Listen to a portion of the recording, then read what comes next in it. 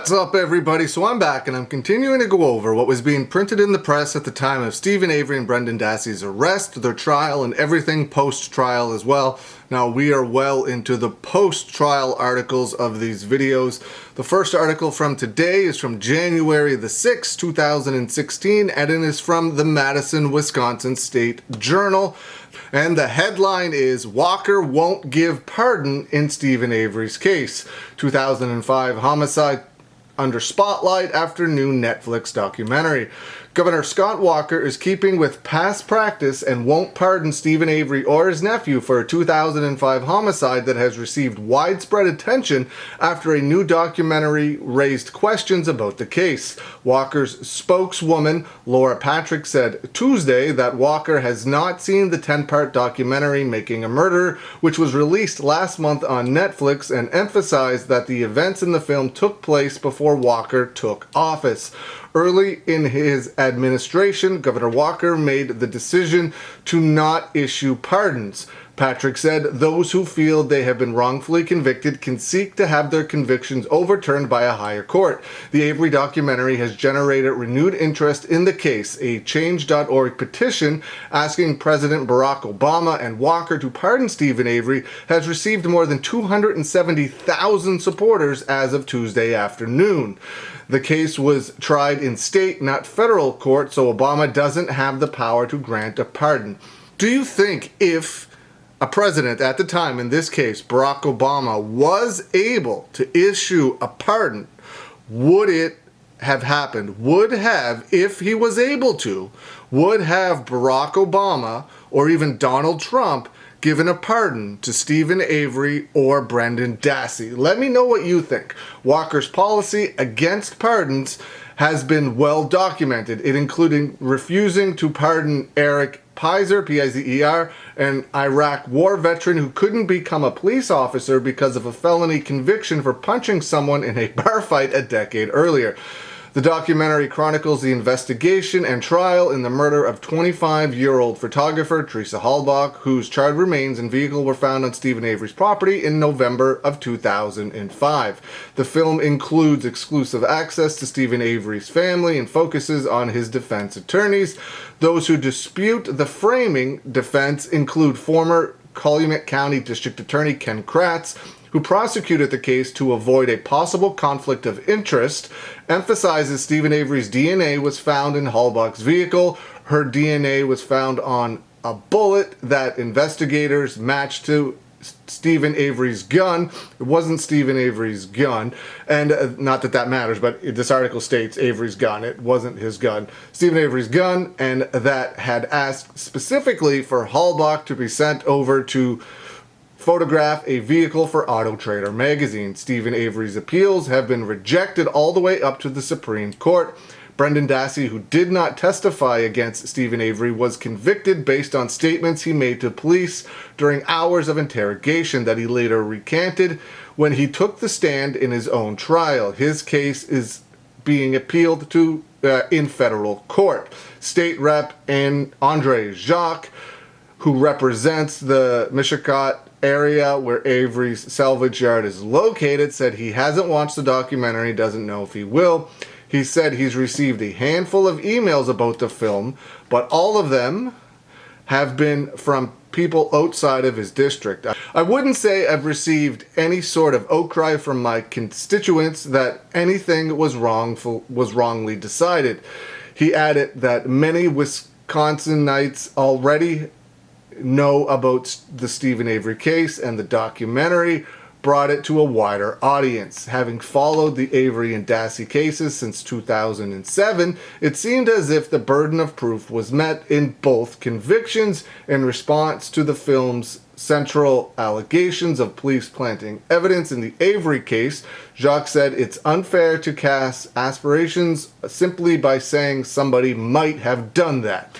The next article is from January 8th, 2016, and it is from the Madison, Wisconsin State Journal. The headline is, Steven Avery juror stands behind verdict. A juror involved in the homicide case that spawned the popular Netflix series Making a Murderer says she stands behind the verdict. The 10-part series raises questions whether Steven Avery and his nephew Brendan Dassey were wrongfully convicted, spurring new scrutiny of the case and prompting armchair sleuths to flood online message boards and flood local officials with requests for case records. The show includes comments from an excused juror in Avery's case, suggesting his conviction was based on flawed evidence. But Diane Free, a juror who was present to the end, told the Associated Press by phone that she was comfortable with the verdict we reached.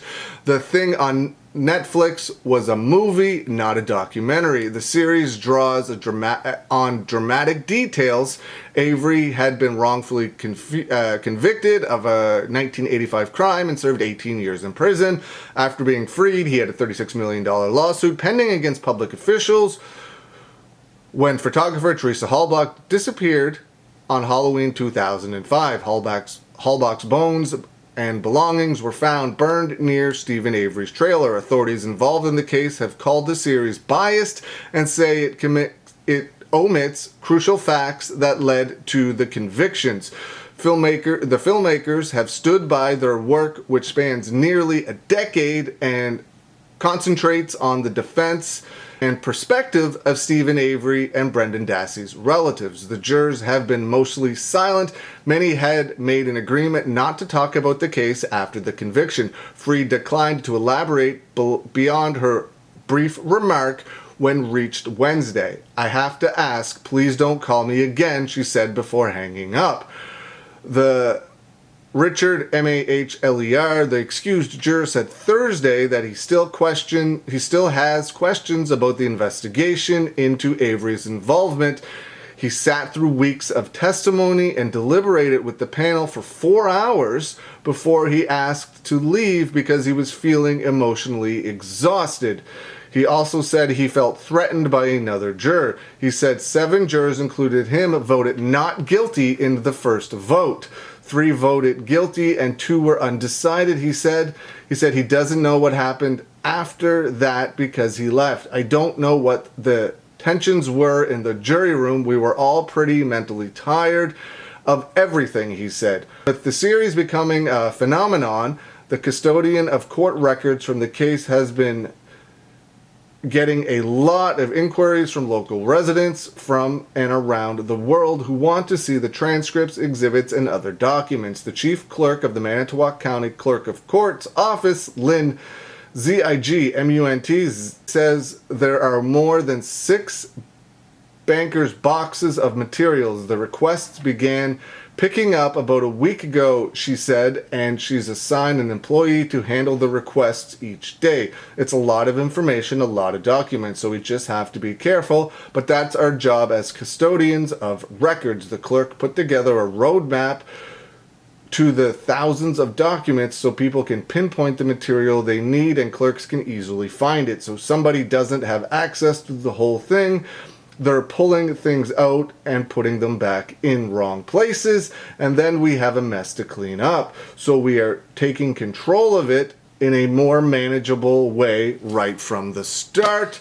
And the final article we are going to go over today is from January the 12th, 2016, and it is from the Madison, Wisconsin State Journal. Professor, flaws go beyond Steven Avery's case.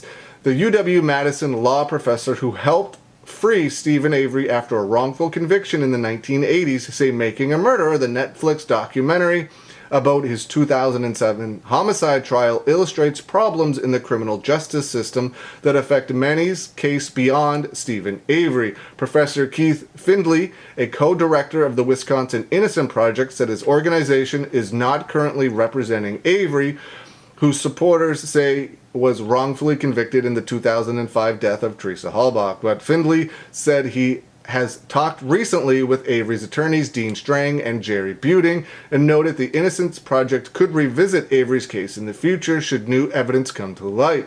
We're always open to reconsidering and re-examining the case.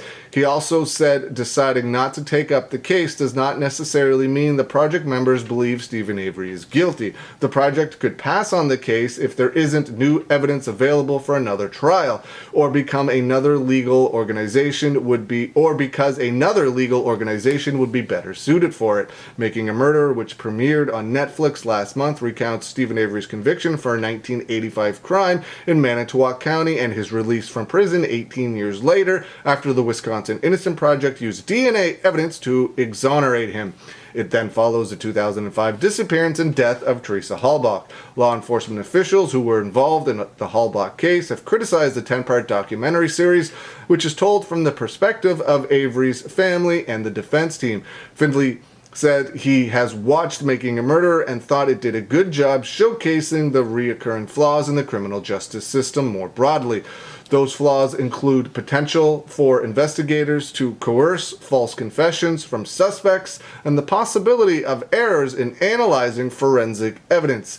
Findlay said, though he stopped short of saying that's what happened in Steven Avery and Brendan Dassey's cases. In a way, this case wasn't unique in the sense that issues occurred in routine, everyday cases in our criminal justice system, he said.